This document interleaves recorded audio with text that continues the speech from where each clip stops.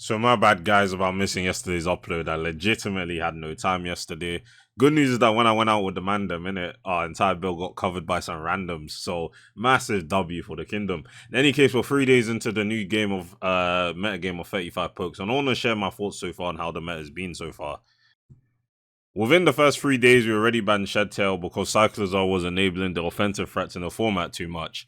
Cyclizar was able to Shedtail in Shell Smash Crush or Swords Dance Raticate and just about any Pokemon that could do damage. Did you really want to deal with Respect's X-Cloud behind the sub while its Boom Burst is probably OHKOing you if you're faster? I imagine not. But otherwise, from the Shedtail ban, I'm still just looking out for anything else that is controversial at the moment. The meta is decently balanced at this current time, but there are some standout picks I would like to spend a bit of time on. The first Pokemon that I would like to talk about is Kingdra. Honestly, I think Kingdra often feels overtuned in 35 formats, and Kingdra is primarily the reason why the November 2023 metagame of 35 is so bad. Kingdra was also available in January's metagame, January 2025, but was held back by Type Null. Coincidentally, Type Null also made its appearance again this month, so it seems like the idea of Kingdra is fine if Type Null is present holds to be true, but I don't agree with this sentiment. Kingdra this month is honestly having the luxury to run any set it wants, and each set that Kingdra runs has different responses. So far on the ladder, I've seen the Critdra set, I've ran into Dragon Dance sets, I've even had to face Banded Kingdra. Now, I can't speak on the viability of the latter set, to be honest. Locking into Outrage has its cons, just like having Cyclizar come in afterwards to just kill you. But the issue that I'm finding is that Kingdra is hard to prep for, actually, if you take into account its scariest set, the Critdra set. And then you have to wind up, and then you bring in your Critdra set check, like Type Null, and then it decides that it wants to DD or it clicks Banded Outrage, like I mentioned earlier. Doesn't help that Critdra's only good defensive check is realistically Type Null for the crit set, and it confuses me when people bring up mons like Gastrodon and Cradily as answers for Critdra sets. If you aren't a fairy type Pokemon, you're not taking Crit Draco Meteor well whatsoever. Like, sometimes I just think people don't run the numbers on these things. The calculator is right there. The second Pokemon I would also like to bring up as well is Raticate. Now, Raticate is not an impressive mon in general, but in this metagame of 35, Raticate is moving like RBY Taurus for real. It's fast and powerful, and if it manages to get up a Swords Dance, the game might just be over. I say if because, again, Raticate has negative bulk to its name, but it's not as if it doesn't find setup opportunity. Screens are also always possibility from Pokemon like Rotom, Chimecha, and Hypno, and you can, just not set up. Facade is still doing good damage, and it's hard to come across good normal resists. This format has two ghost types, and Raticate can hit them with Sucker Punch. The Rock and Steel types, we have mons like Bastiodon, who are times 4 weak to Stomping Tantrum, and the same applies to Colossal as well. Raticate is also really good at just setting up on the Switch, which I believe people don't like to consider and like to think of setting up in a vacuum, to be honest. I present this scenario. The opposing Spets Expel just picked up a kill on your Type Null, and then it came in and got off a slow U-turn if Expel stays in.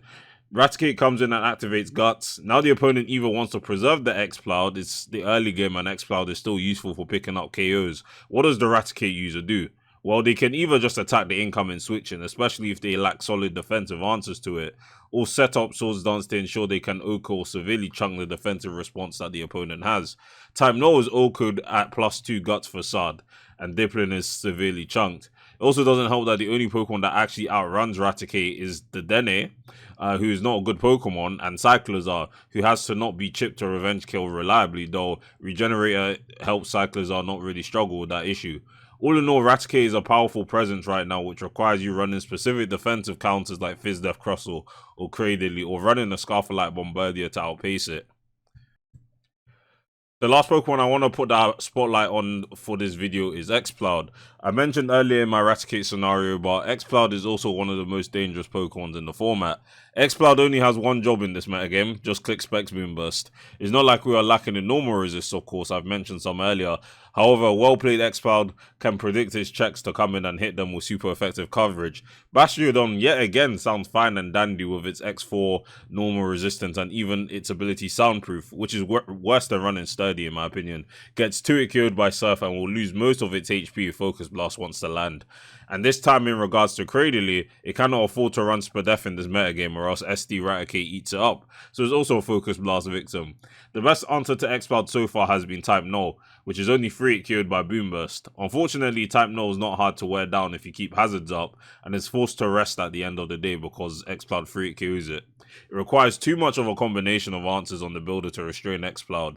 You could of course run Soundproof Xcloud of your own, plus Type Null, plus something else, but again, you're odds with how well your opponent can predict. It's a task and a half to get defensive structures going when Xcloud is around.